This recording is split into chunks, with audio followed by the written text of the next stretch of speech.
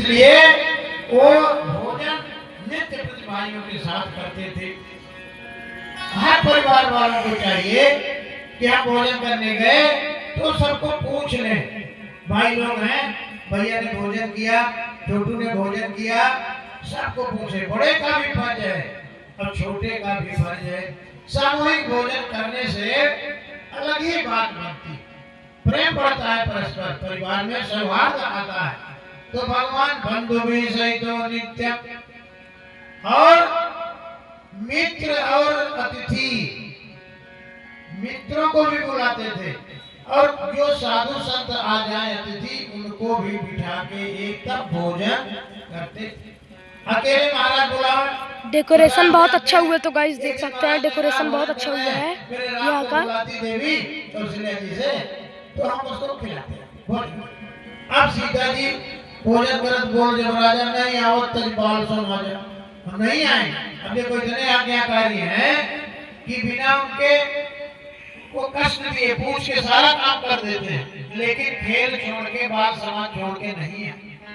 कौशल्या जी को अच्छा नहीं लगा, वो दौड़ी पकड़ने के लिए। अब क्या भगवान को कोई दौड़ा के पकड़ सकता है?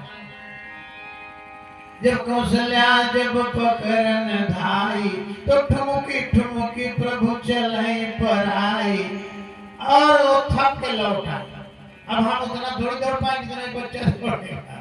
तो जब थक गई, जब आप समर्पित हो जाएंगे, पुरुषार्थ करके कह देंगे प्रभु बस जो सामर्थ्य कर चुके, अब ये कार्य सिद्ध होना न सिद्ध होना आपकी कृपा पर निर्भर है, तब भगवान तुरंत उठा लेंगे।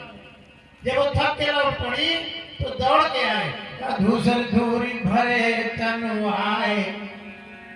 और कौशल्या जी महाराज से कहती कि राम नहीं लौट रहे हैं, उसके पहले महाराज की गोदी में जाके बैठ गए। धूसर धूरी भरे तनु आए, भूपति भी हंसी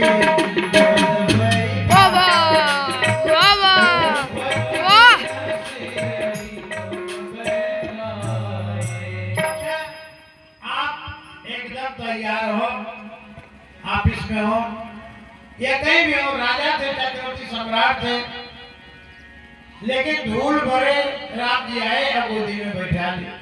भोजन फिर भी नहीं किए। वो भोजन कराना चाहते थे, करें तो ऐसे मुंह कर ले, मुंह लग जाए, अंदर निकले।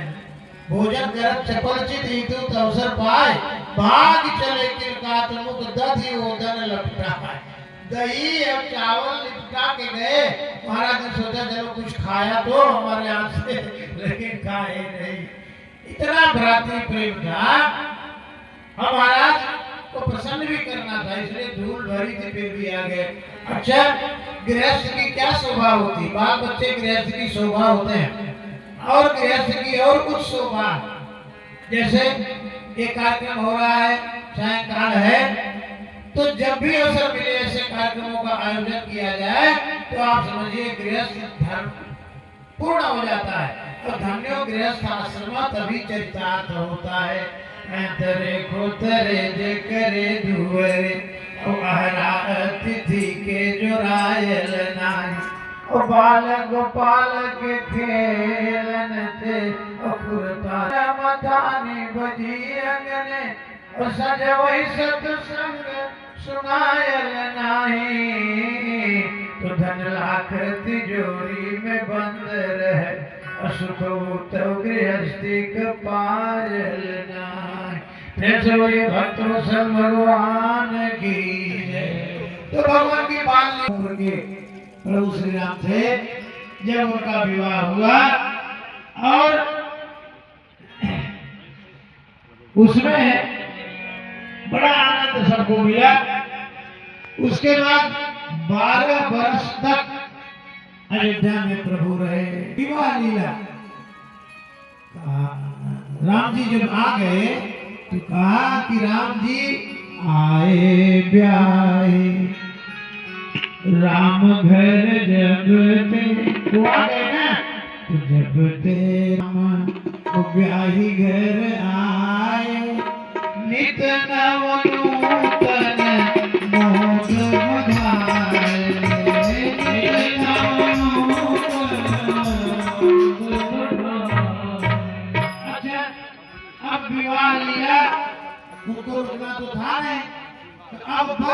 शुरू हुई। कथा आप जानते हैं, राम जी को युवराज बनाना चाहते थे। देवताओं को चिंता हो गई कि अभी राजकाज में व्यस्त हो जाएंगे तो हम लोग का देव कार्य का क्या होगा। उन्होंने देखा कि अयोध्या में किसका दिमाग घुमाया जा सकता है, तो कोई नहीं मिला। पूर्ण नरनाय सुभग सुत संता मिथिला के, ऐसे अयोध्या के उसमें कोई ऐसा था ही नहीं जिसको। अब मेरी समझ में आ गया, महाराज कपट करते हैं हमारे साथ। जब चरु निकला, अग्निदेव लेके आए तो आधा उन्होंने कौशल्या को दिया, फिर आधे का आधा ऐसे होने लगा। अरे 1/3 1/3 सबको दिए होते। आओ, हमको मुंह से मीठा बोल बोल के भ्रमित किए रहते हैं। अब हम बताते हैं। चली गई हट्टान। स्त्रियों का हट, राजाओं का हट और बच्चों का हट, 3 चीज बहुत प्रसिद्ध है। तो पहुंच गए।